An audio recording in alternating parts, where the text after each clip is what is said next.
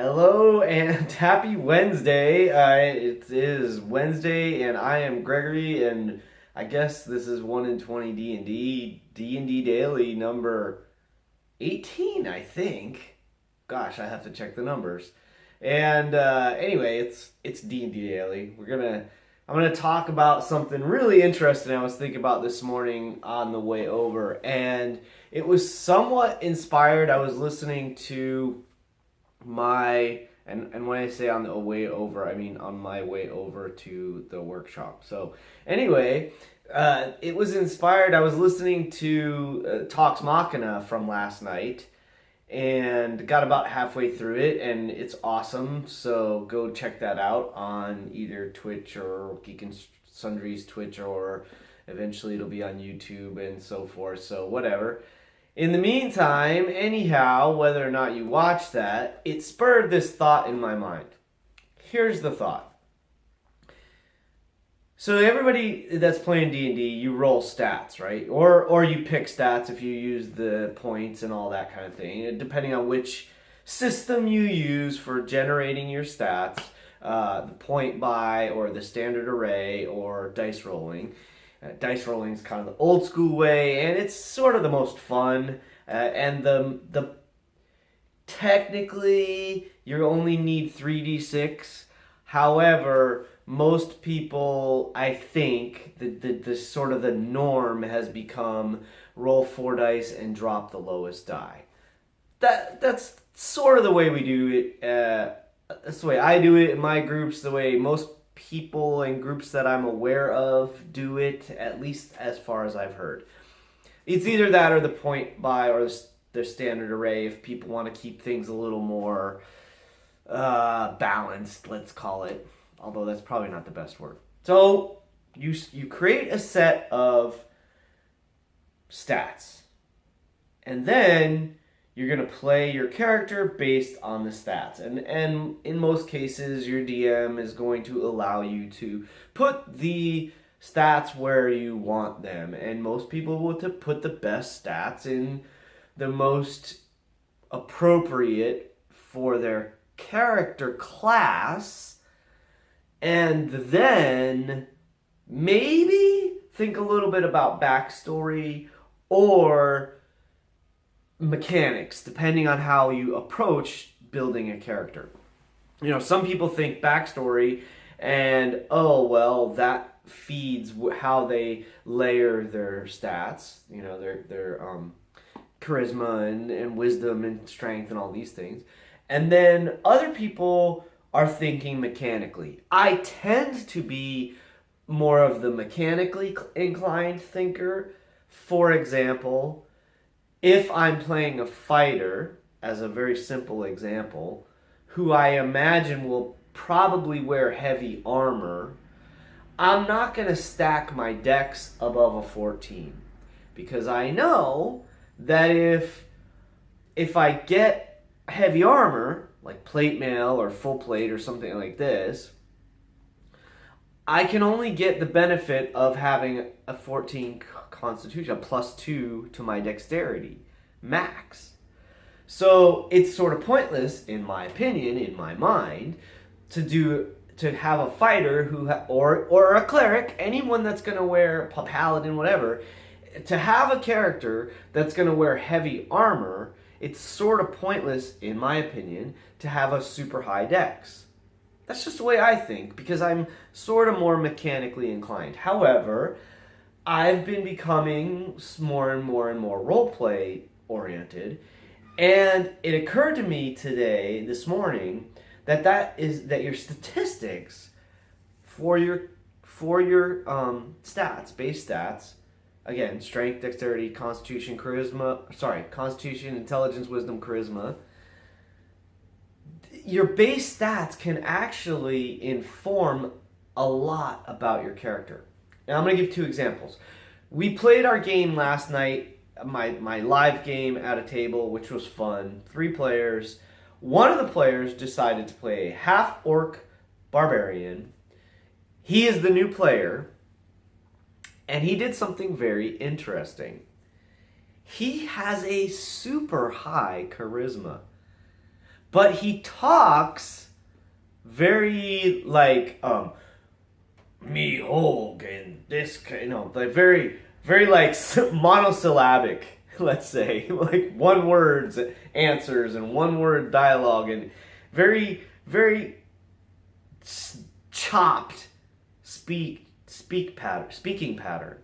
Now his intelligence is an 8, which is actually only slightly below average.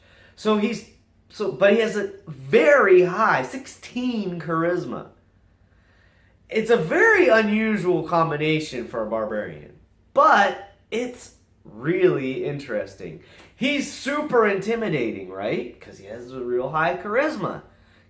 Intimidation is based on your charisma. And so are other aspects of the game. So it's making for a very unique, very interesting barbarian.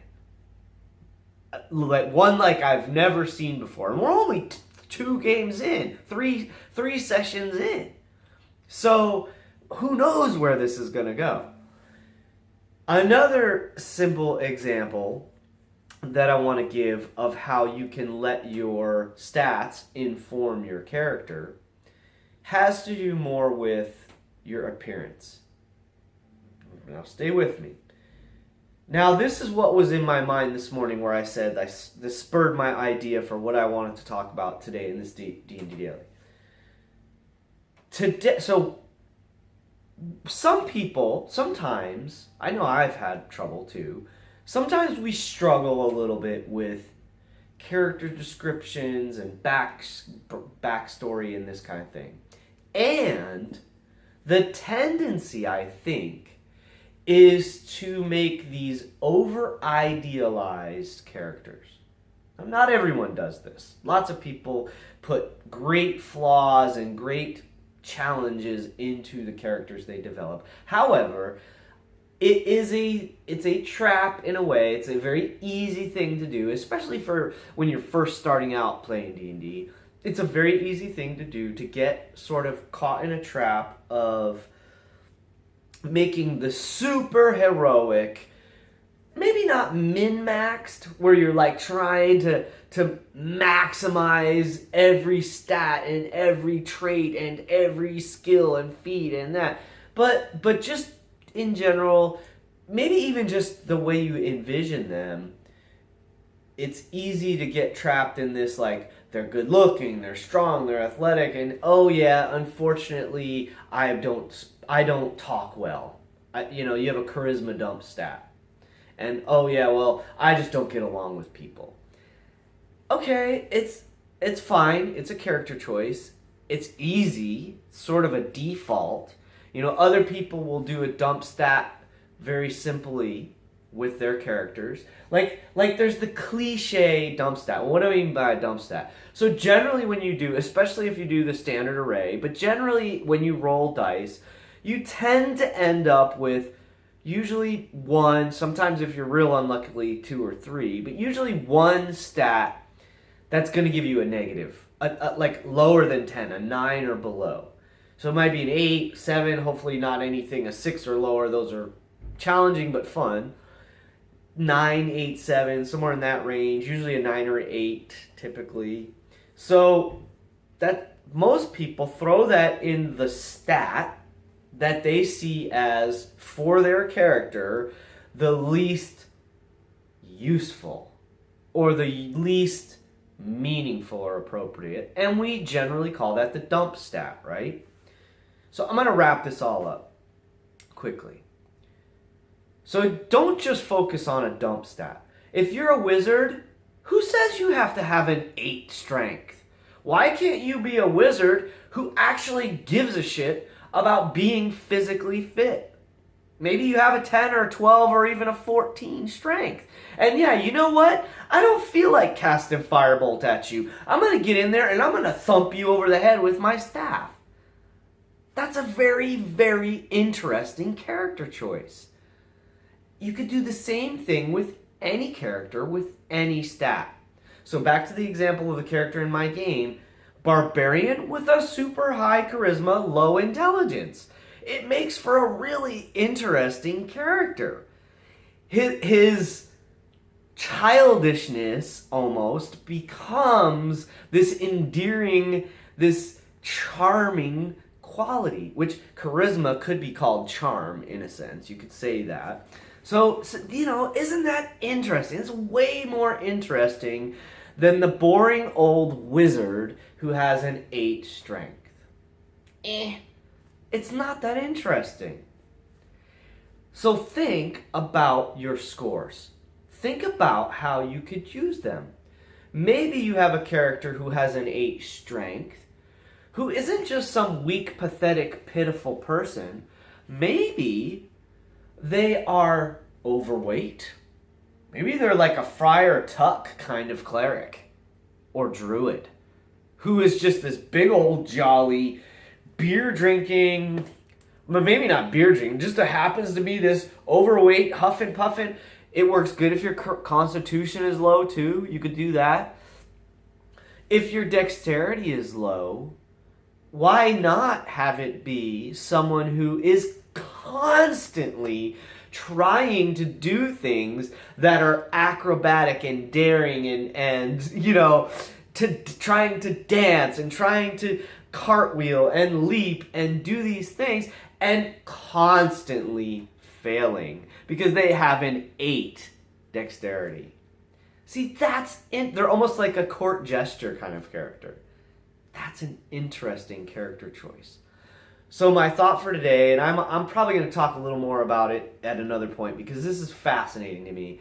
So my thought today is look at your characteristics, your character stats, and think about how they can inform not only your appearance. Low strength equals maybe overweight. Doesn't have to be some skinny, weak, frail person. High charisma could be totally portrayed in different manners and ways. Maybe it is that you're very good looking, but maybe it's not. Maybe it's just that you're charming and funny and silly and whatever. So there's different ways to play the stats, and I encourage you to consider how and where and why you're going to do that. That's my thought for today. Use your stats, your character stats, to inform your character background, your character description, and have some fun with that. So that's my thoughts for today. A little bit longer than usual, but I appreciate you stopping by, and thanks for listening. My name is Gregory. This is 120 D&D, another D&D Daily. I hope to see you at a table someday, and until then, keep rolling 20s.